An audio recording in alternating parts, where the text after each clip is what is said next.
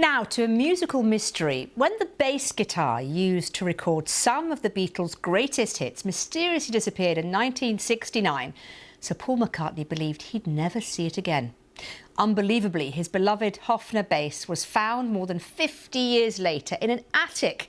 A new BBC documentary tells the story of how it got back to its rightful owner. Alison Freeman reports. It played a significant role in the Beatles' history. Paul McCartney's Hofner bass.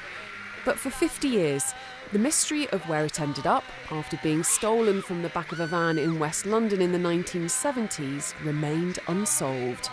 And so, two journalists tried to track it down. Their first lead, a pub in Ladbroke Grove.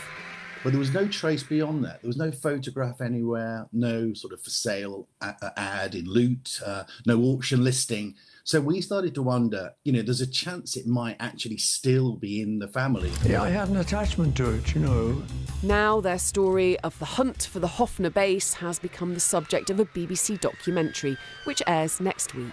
That was like the holy grail for me. It was, it's like finding the Bible. And there's no doubt about its importance to the Fab Four's sound.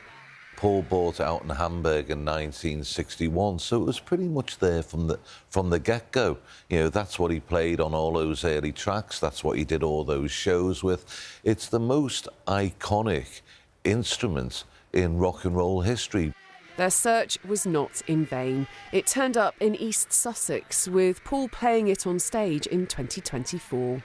So when the phone rang, Nick Voss, our partner over in Germany at Hofner, he called and he said, "We've just had a phone call." He said, "Are you sitting down?" And we said, "We are now." And he said, "Paul's just been on the phone. The bass is back." The end to a very British musical mystery. Alison Freeman, BBC News. We love it when a mystery is solved. Let's take you live now to